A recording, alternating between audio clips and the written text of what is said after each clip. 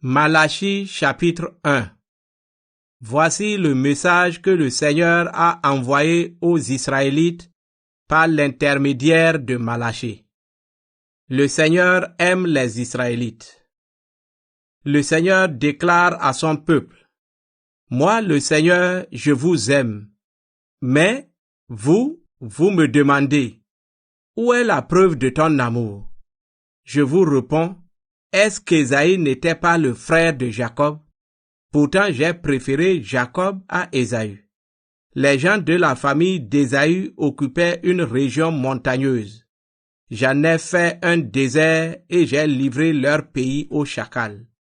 Ces gens-là, les Édomites, diront peut-être: Nous avons été écrasés, mais nous reconstruirons nos villes démolies. Voici ce que je dis, moi, le Seigneur de l'univers. Ils peuvent reconstruire. Moi, je démolirai ce qu'ils feront. On les appellera pays des gens mauvais et peuple contre qui le Seigneur est sans cesse en colère.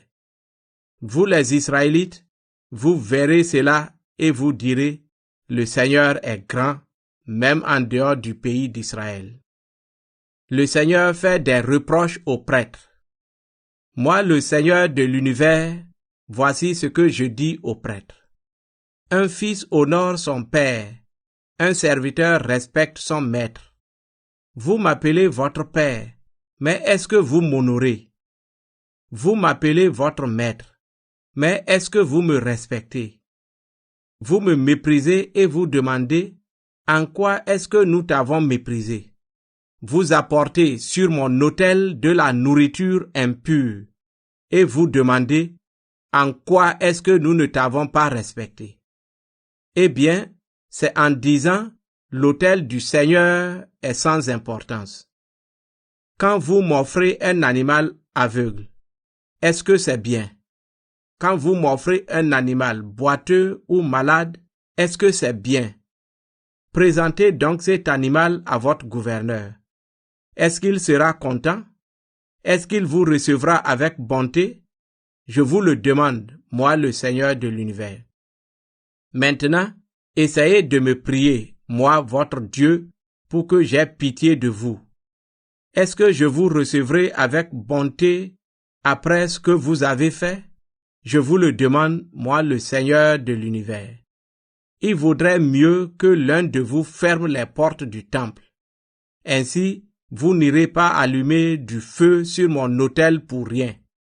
En effet, moi, le Seigneur de l'univers, je n'ai aucun plaisir à vous voir et les offrandes que vous me présentez ne me plaisent pas. D'un bout de la terre à l'autre, les autres peuples reconnaissent ma grandeur. Partout, ils brûlent de l'encens en mon honneur et ils me présentent des offrandes pures. Je le dis, moi, le Seigneur de l'univers. Les autres peuples reconnaissent ma grandeur. Mais vous ne la respectez pas quand vous dites: L'autel du Seigneur est impur et la nourriture que nous en retirons est vraiment peu de choses. Vous dites aussi: Quel travail décourageant! Vous me méprisez, moi, le Seigneur de l'univers. Vous m'apportez des animaux volés, boiteux ou malades. Eh bien, je vous le demande, est-ce que je peux accepter de vous ces offrandes? Quelqu'un a peut-être de beaux animaux dans son troupeau. S'il fait un vœu et s'il m'offre un animal en mauvais état, malheur à lui. En effet, moi, le Seigneur de l'univers, je le dis, je suis un grand roi, et les autres peuples ont peur de ma puissance.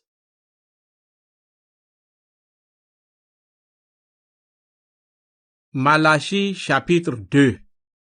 Le Seigneur avertit les prêtres de ce qui va leur arriver. Moi, le Seigneur de l'univers, je vous avertis, vous les prêtres.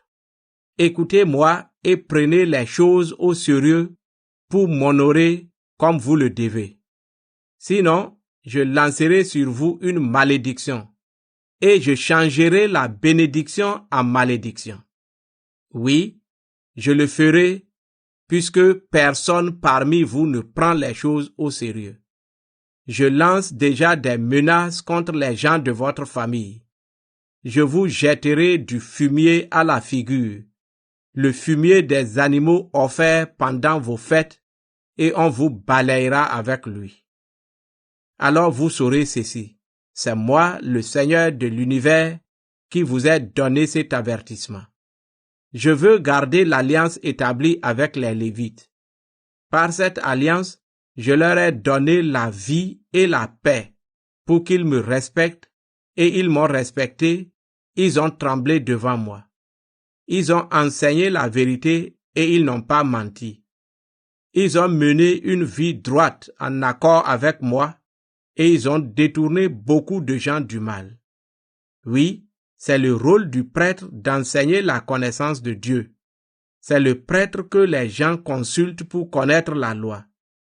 En effet, il est le porte-parole du Seigneur de l'univers. Moi, le Seigneur de l'univers, je le dis. Vous les prêtres, au contraire, vous vous êtes éloignés du chemin. Par votre enseignement, vous avez trompé beaucoup de monde, vous avez brisé mon alliance avec les Lévites. Eh bien, à mon tour, je vais pousser tout le peuple à vous mépriser et à vous abaisser. En effet, vous ne m'obéissez pas et vous faites des différences entre les gens quand vous appliquez la loi. Les gens de Juda trahissent leurs promesses de deux façons. Est-ce que nous n'avons pas tous un seul Père? Est-ce que ce n'est pas un seul Dieu qui nous a créés? Pourtant, nous ne sommes pas fidèles les uns aux autres, et ainsi, nous ne respectons pas l'alliance entre Dieu et nos ancêtres. Pourquoi donc? Les gens de Juda ont trahi leurs promesses. Ils ont fait des choses horribles à Jérusalem et dans tout le pays. En effet, ils ont traité avec mépris le lieu saint que le Seigneur aime. Ils se sont mariés avec des femmes qui adorent des dieux étrangers. Si quelqu'un agit ainsi, que le Seigneur supprime toute sa famille du peuple d'Israël. Qu'il n'y ait plus personne pour présenter des offrandes en son nom au Seigneur de l'univers. Voici ce que vous faites encore. Vous couvrez de larmes l'autel du Seigneur. Vous pleurez et vous vous plaignez, car le Seigneur ne fait plus attention à vos offrandes et il ne les accepte plus. Vous vous demandez pourquoi. C'est parce que vous aviez promis devant lui de rester fidèle à la femme choisie pendant votre jeunesse. Mais vous l'avez trahi. C'était pourtant votre compagne et vous étiez engagé envers elle. Est-ce que le Seigneur n'a pas fait de vous une seule personne avec elle, un seul corps animé du même souffle de vie? Et qu'est-ce que cette personne unique veut? Avoir les enfants que Dieu donne, n'est-ce pas? Faites attention à vous-même.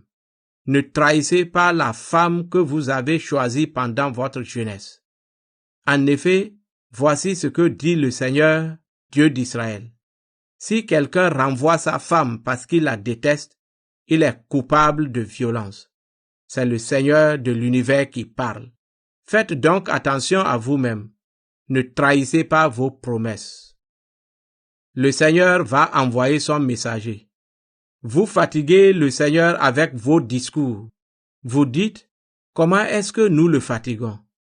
Vous le fatiguez quand vous dites, ceux qui font le mal, le Seigneur les regarde avec bonté. Il approuve ces gens-là. Vous dites aussi, le Dieu qui juge avec justice, que fait-il?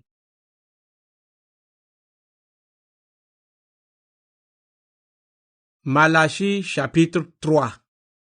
Voici la réponse du Seigneur de l'univers. Je vais envoyer mon messager. Il préparera le chemin pour moi. Tout à coup, le Seigneur que vous désirez arrivera dans son temple. Voici le messager de l'alliance que vous attendez. Il arrive. Qui pourra résister quand il viendra? Qui pourra rester debout quand il se montrera? Car il est comme le feu du fondeur, comme la lessive du blanchisseur. Il s'installera pour fondre l'argent au feu et pour le rendre pur. Il purifiera les prêtres de la famille de Lévi, il les rendra purs comme on rend pur l'or et l'argent. Alors ils pourront présenter les offrandes au Seigneur en respectant les règles. Ainsi les offrandes des gens de Jérusalem et des autres habitants de Juda plairont au Seigneur comme autrefois dans le passé. Oui, le Seigneur de l'univers le dit. Je viendrai au milieu de vous pour vous juger. Je me dépêcherai d'accuser les sorciers, ceux qui commettent l'adultère, ceux qui font des serments faux, ceux qui payent mal leurs ouvriers, ceux qui écrasent les veuves et les orphelins par l'injustice, ceux qui traitent mal les étrangers, tous ceux qui ne me respectent pas. Invitation à revenir vers le Seigneur. Moi, le Seigneur, je ne change pas. Et vous, vous êtes toujours les enfants de Jacob. Tout comme vos ancêtres, vous vous êtes éloignés de mes enseignements. Vous ne les avez pas suivis. Revenez vers moi et je reviendrai vers vous. Je le dis, moi, le Seigneur de l'univers. Mais vous demandez, comment pouvons-nous revenir vers toi? Je vous réponds, est-ce qu'un être humain peut tromper Dieu? Pourtant vous me trompez. Vous demandez encore, en quoi t'avons-nous trompé? Je vous réponds, quand vous devez donner le 10e de vos biens et quand vous me faites des offrandes. Malheur à vous. Vous êtes maudits parce que vous me trompez, vous le peuple tout entier. Apportez donc réellement le 10e de vos biens dans la salle du trésor, pour qu'il y ait toujours de la nourriture dans le temple. Je l'affirme, moi le Seigneur de l'univers. Vous pouvez vérifier que je dis la vérité. Vous verrez alors que j'ouvrirai pour vous les réservoirs d'eau du ciel et que je vous couvrirai de bienfaits abondants. Pour vous, je détournerai les criquets. Ils ne détruiront pas vos récoltes. Ils n'empêcheront pas vos vignes de donner du raisin. Je le promets, moi, le Seigneur de l'univers. Tous les autres peuples diront que vous êtes heureux, car la vie sera très agréable dans votre pays. Je le dis, moi, le Seigneur de l'univers. Un jour, le Seigneur montrera sa justice.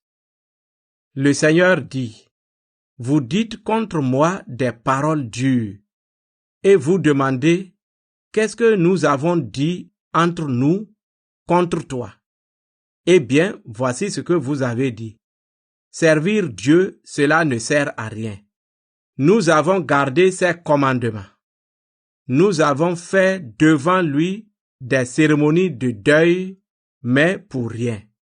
Nous le voyons maintenant. Les gens heureux, ce sont les orgueilleux. Et tout réussit à ceux qui font le mal. Même s'ils provoquent Dieu, ils s'en tirent toujours. Alors, ceux qui respectent le Seigneur se sont parlé les uns aux autres. Le Seigneur les a écoutés avec attention. On a écrit devant lui les noms de ceux qui le respectent et qui l'honorent. Ensuite, le Seigneur de l'univers a dit, « Le jour où j'agirai, ils seront pour moi comme un trésor personnel. Je serai bon pour eux, comme un père est bon envers son fils qui le sert. Et vous verrez de nouveau la différence entre ceux qui m'obéissent et ceux qui ne m'obéissent pas, entre ceux qui me servent et ceux qui ne me servent pas. Moi, le Seigneur de l'univers, je le dis. Mon jour arrive, il est brûlant comme le feu. Ce jour-là, tous les orgueilleux et tous ceux qui font le mal seront comme de la paille. Ils seront complètement brûlés. Je ne leur laisserai ni racines ni branches. Mais pour vous qui respectez mon pouvoir, le soleil de justice se lèvera. Il apportera la guérison dans ses rayons. Vous sortirez en bondissant de joie comme des veaux bien nourris. Et le jour où j'agirai, moi le Seigneur de l'univers, vous marcherez sur les gens mauvais. Ils seront comme de la poussière sous vos pieds. le Seigneur enverra le prophète Élie. Souvenez-vous de la loi de Moïse mon serviteur. Sur le mont Horeb, je lui ai donné des lois et des règles pour tout le peuple d'Israël. Avant la venue du jour du Seigneur, ce jour grand et terrible, je vous enverrai le prophète Élie. Il fera la paix entre les pères et leurs enfants, ainsi qu'entre les enfants et leurs pères. Alors, je ne viendrai pas détruire votre pays.